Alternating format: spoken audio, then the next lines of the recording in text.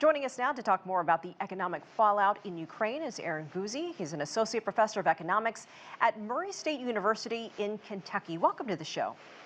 Thank you for having me. Professor, first your reaction to the World Bank's forecast and what could another forecast look like 6 months from now? Well, I'm not surprised. If you look at the amount of capital that has been destroyed in the Ukraine, it's about 1/3 of their gross domestic product. They've been bombing the roads, the buildings. It's hard to make products. It's hard to produce goods and services when you're missing capital. So I'm not surprised by that. And if this continues, I believe that things will get worse for Ukraine. So would a recovery begin then once this war ends? How does that even happen, and how long could that take? How many years are we talking about? Wow, that's a hard question. It's going to take a lot of work. I mean, we're talking $65–70 billion right now of fixing up roads, building, infrastructure. All that needs to be done either by the Ukrainian government, but probably not. It's going to have to be done by a private business or loans from the World Bank. It's going to be a difficult road ahead for the Ukrainians. So the World Bank has sent $1 billion to Ukraine so far. Yes. How is it being used? Where are those funds going? And what is the immediate need, given that this is still an ongoing conflict? Well, the funds are going to help those in need. The Ukrainian government is unable to probably collect as much tax revenue right now, so to help individual retirees, to help the worst off, the poorest of the poor, just to create some sort of a safety net to prevent any more additional suffering for the people of Ukraine.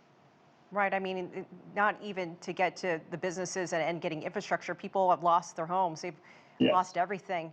What does this war mean for neighboring economies, especially Poland? This country has taken in the largest number of refugees so far. And how has that impacted Poland's economy?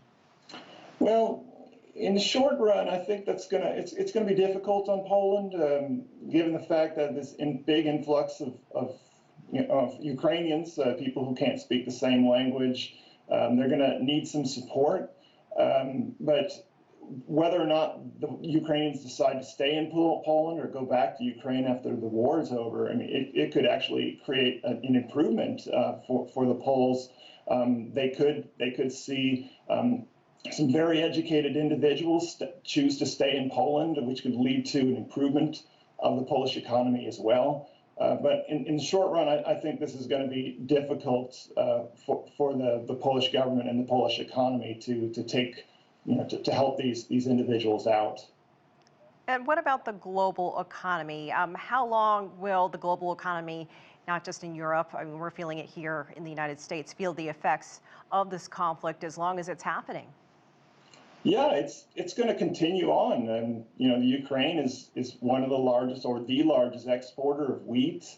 They also just a whole bunch of different agriculture, and remember that wheat is just a standard commodity, so it's going to affect world prices. Now here in the United States, that means higher prices for us. Our bread is going to cost more, but for third world countries, this could lead to extreme famine as well.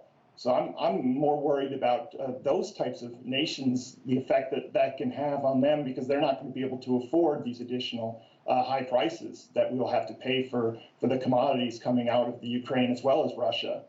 Will we see a global recession? I'm not ready to predict a global recession. But this makes it even more difficult with the pains of COVID.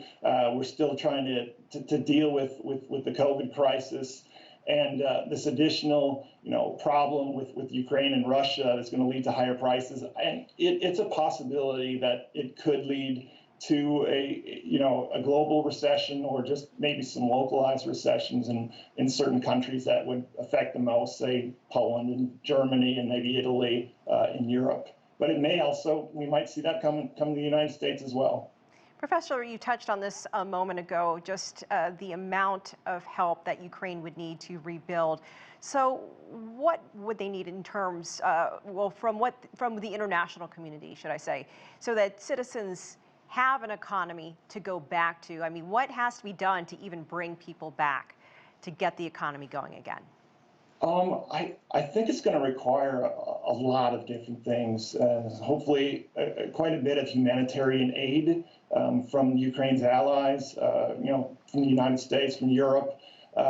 In addition to this, private citizens donating to the people of Ukraine and private businesses. There's going to be a lot of potential for growth, for economic growth within Ukraine to build up the infrastructure. So I can see some possibilities that private businesses in Europe might choose to go locate or to help out the Ukrainians as well. All right, Professor Eran Guse, thank you so much for joining us from the state of Kentucky. We appreciate it. Thank you.